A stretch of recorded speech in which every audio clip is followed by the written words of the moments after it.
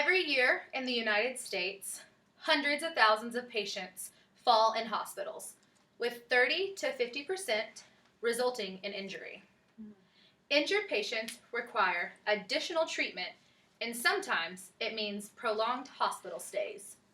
In one study, it showed that a fall with injury added 6.3 days to a patient's hospital stay. The average cost for a fall with injury is roughly $14,000. $14,000? Do you have $14,000? No, Haley, I'm poor. Yeah, me too. Ooh, that's a lot. Well, enough of that. Let's get to the fun stuff. I'm Nurse Megan. I'm Crazy Patient Haley. And that's our producer, Sky. So now for fall risk. Megan, what is a patient fall? Haley, I'm glad you asked me that.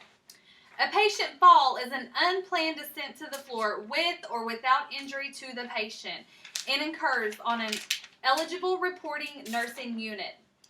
All types of falls are to be included, whether they result from physiological reasons or environmental reasons. Also, assisted falls to the floor are included.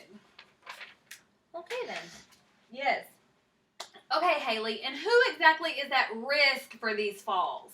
Well, Megan, anyone, of course, is at risk for a fall, but patients specifically who have had previous surgeries, patients who may experience a little bit of vertigo, don't forget about maybe some cognitive impairment like dementia or delirium, of course, medications like sedatives or narcotics, and don't forget, when you have clutter, your patient might fall.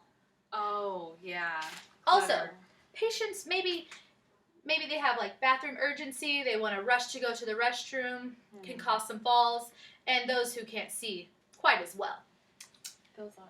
So Megan, what are some ways that we can prevent falls?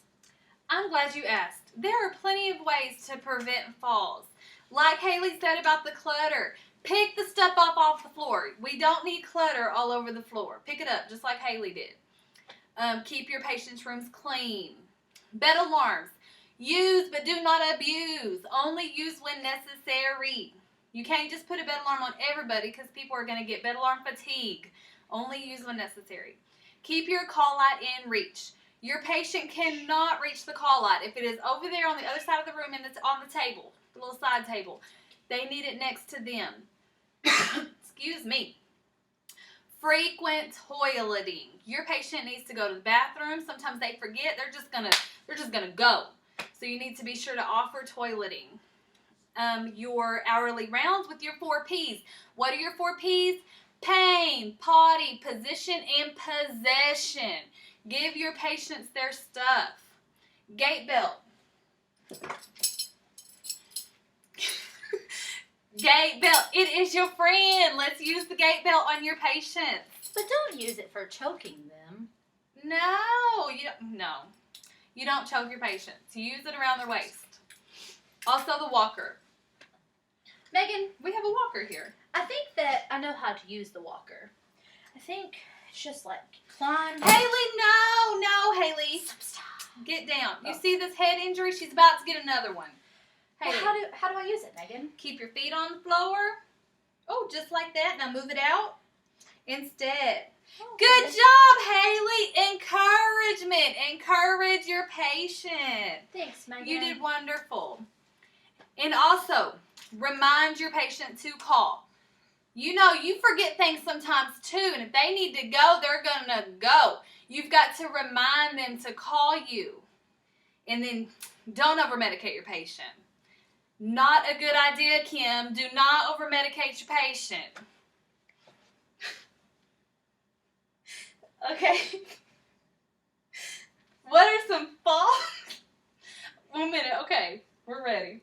What are some fall risk identification markers? Well, Megan, some people like to use fall risk programs, like the Falling Star, right here. It's a good program.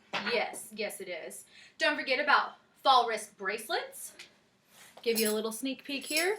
Fall risk. To go into this, you'll notice it's yellow. Yellow is your friend when it comes to fall risk. Yellow gowns, yellow socks, yellow bracelets. You can also use door signs that will help other nurses or people coming into the room know that this patient is at risk for falls. Don't forget about ceiling reminders. They all say, call, don't fall.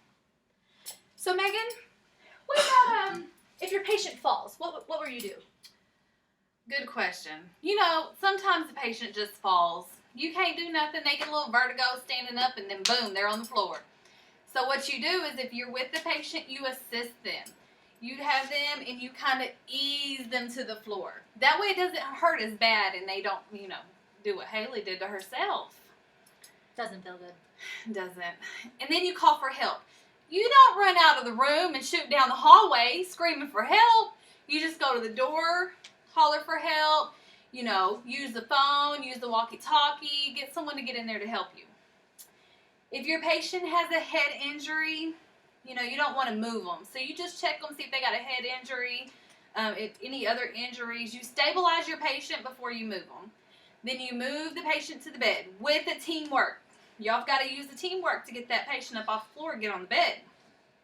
You assess your patient, you check their vital signs, make sure everything's okay, and call the doctor.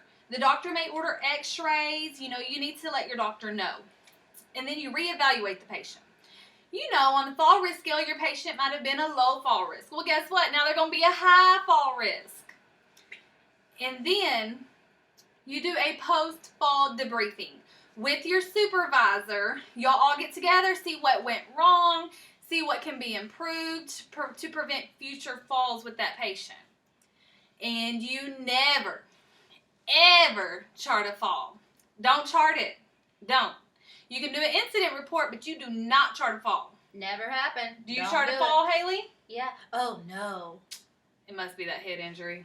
I'm crazy. Mm. Just remember, guys, reassess your patient. Whether you're coming on for a shift or shift change, whatever the cause is, always reassess. When they have a change in cognition, check them. Recheck. If they have a fall, do another check. There is something that's gotten worse.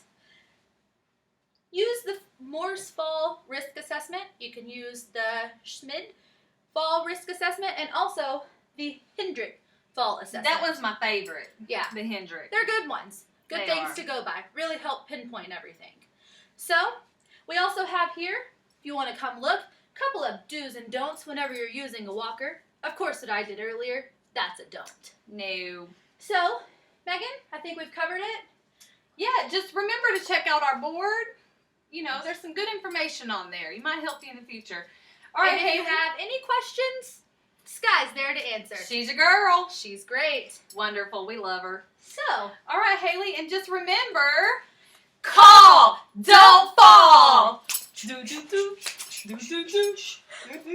Dab. Okay, bye.